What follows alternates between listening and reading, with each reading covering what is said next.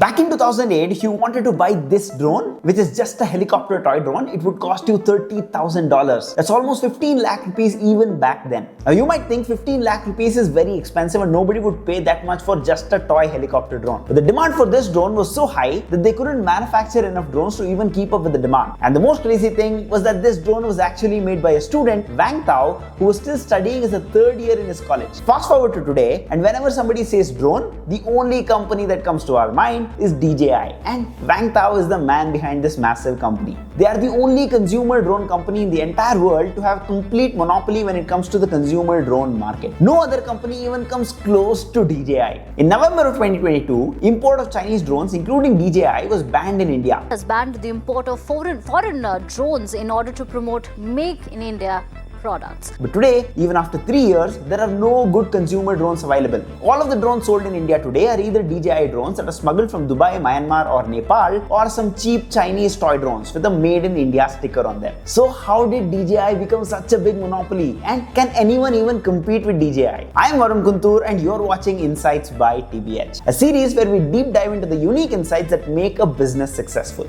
Let's get started.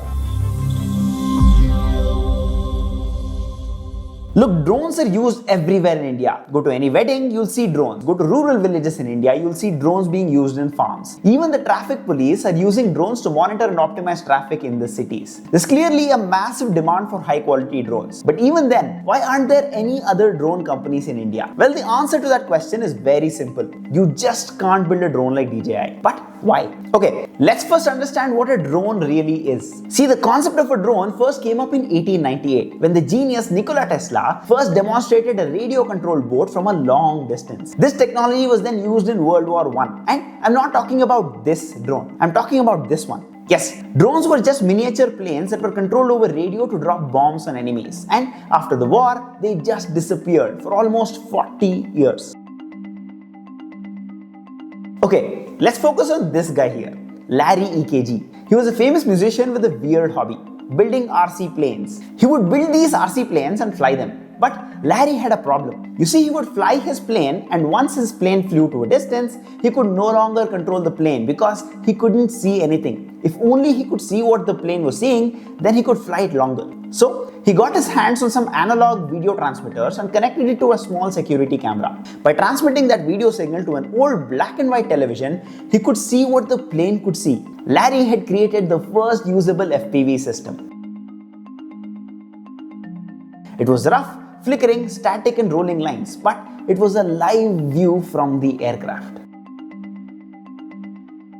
Wang Tao, who was still in his third year of college, started working on improving these helicopters. He started by making the flight controller for these helicopters. After working on the drone for almost a year, Wang Tao built the first helicopter in the entire world that could simply hover in its position without the need of controlling it. Until 2009, there were only two ways to really fly a drone. You either had to build an RC plane like Larry did in the 1980s, or you could build a helicopter. Both of these models had their problems. An RC plane is very stable and easy to control, but it cannot hold its position. But a helicopter, on the other hand, can easily hold its position, but is very unstable while moving and also very inefficient at flying.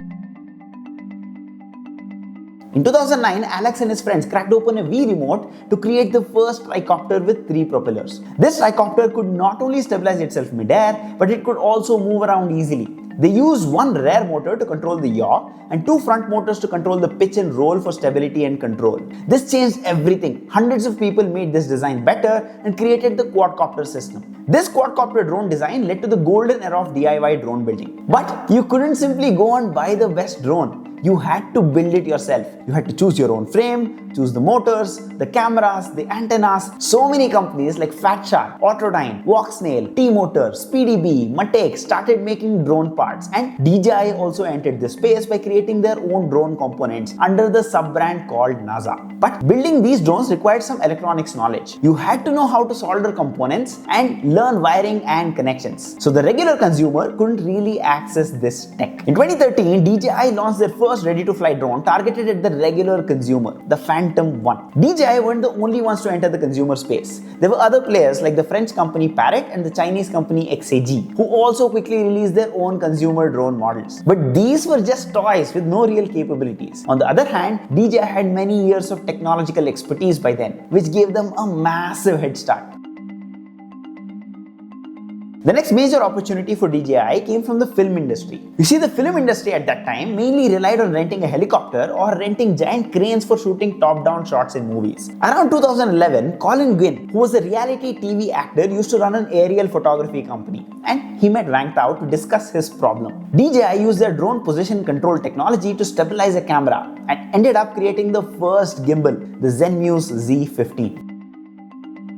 The Zenmuse Z15 was the world's first camera gimbal. It could rotate 360 degrees, it could support the weight of professional cameras, and it could record high-definition video that was even better than renting an expensive crane. It costed just $2,000, which was just a fraction of what it would cost to rent a helicopter. It was an instant hit. DJI started making millions of dollars in revenue. The Phantom 1 costed only about $1,000. It could hover, land automatically, and anybody could fly it. But Colin Gwynn, the American filmmaker, held 48% of DJI shares, and when GoPro became the exclusive camera supplier for the Phantom 2, there was a big dispute between Colin and Wang. Colin said 64-36 split in favor of GoPro, while Wang Tao demanded a minimum 50-50 split. Colin demanded 16% of all DJI shares. Wang Tao's response? I believe your shares are worth less than 1%. And Wang Tao immediately closed access to the corporate accounts of the North American company, fired all the US employees, and transferred customer support back to China. This was Wang Tao's ultimate control and engineering priority. Colin settled out of court, took a team with him, and joined rival company 3D Robotics, which ultimately failed to challenge DJI. And just a year after that, DJI developed their own 4K action camera and integrated it into the Phantom 3 with a built-in gimbal. And after that, there were no more third-party brands in their product lineup.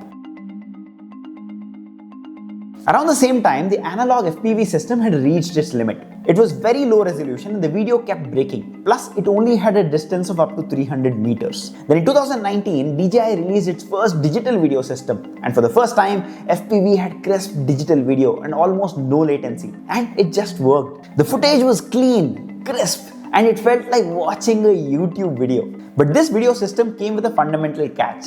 It was a closed ecosystem. Unlike the analog systems where people could just combine gears from different brands and improve open source firmware, DJI's system required using their camera, their goggles, and it would work with only their gear. You couldn't even repair it. Yes, it made things easier, but it also meant handing over control. DJI did with drones exactly what Apple did with their computers.